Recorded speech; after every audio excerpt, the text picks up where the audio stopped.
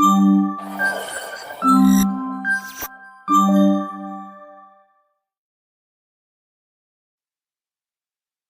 everyone and welcome back to this channel. So in this video हम लोग pre-emphasis and de-emphasis in FM देखेंगे. अब pre-emphasis and de-emphasis जो होते हैं वो usually transmitter and receiver side पे यूज करे जाते हैं टू इम्प्रूव द थ्रेशोल्ड. अब जो pre-emphasis होता है वो ट्रांसमीटर पे यूज होता है एंड जो de-emphasis होता है वो रिसीवर साइड पे यूज होता है. ठीक है चीज.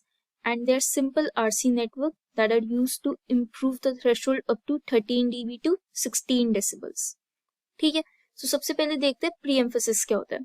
अब ये उसका डायग्राम होगा यार. जो मैसेज सिग्नल है वो FM मॉड्यूलेटर में जाने से पहले प्री एम्फेसिस फिल्टर में जाता है. ठीक है.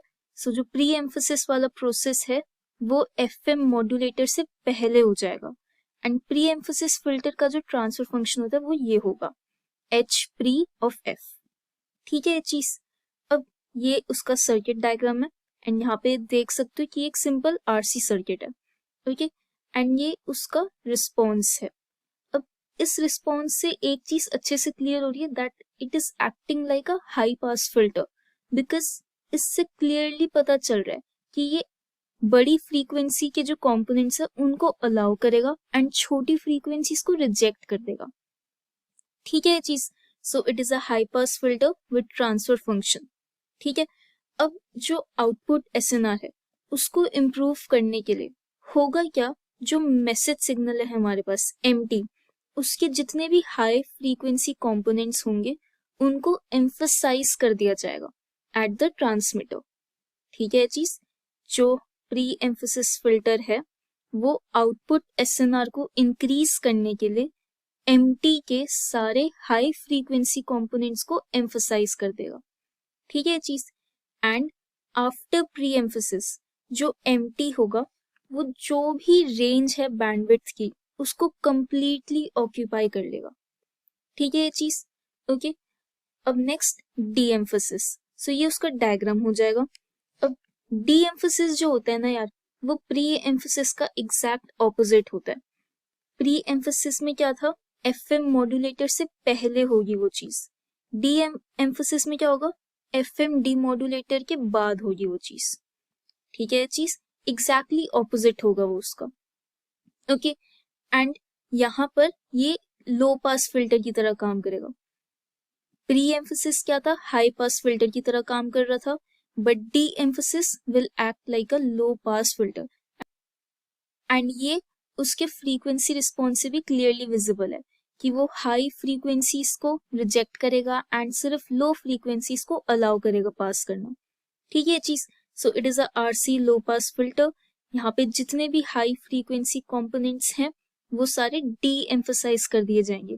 इन अदर वर्ड्स रिजेक्ट कर दिए जाएंगे to restore the original message signal. Okay. उसके साथ साथ जो नॉइस के हाई फ्रीक्वेंसी कंपोनेंट्स होंगे उनको भी रिड्यूस कर दिया जाएगा या फिर रिजेक्ट कर दिया जाएगा ताकि जो आउटपुट SNR है उसकी वैल्यू इंक्रीज हो जाए. ओके. अब देखते हैं कि effect of D emphasis filter on output noise. अब यहाँ पे 3 हमारे पास डायग्राम्स हैं. ठीक है.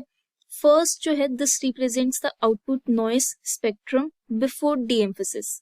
यानी कि यहाँ पे डी एम्फेसिस हुआ तो हम इस पॉइंट की बात कर रहे हैं कि डी एम्फेसिस होने से जस्ट पहले क्या सिचुएशन थी.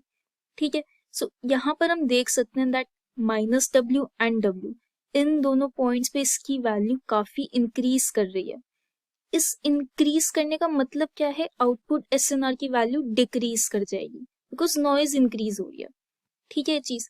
सेकेंड क्या है, this represents the filter response of D emphasis filter. And third क्या होगा, output noise spectrum after D emphasis. यानी कि अब डी एम्फेसिस हो चुका है. सो इस पॉइंट पे पहुंच चुके हैं हम लोग. इस पॉइंट पे क्या सिचुएशन थी, सो वो यहाँ पे रिप्रेजेंट करी गई है.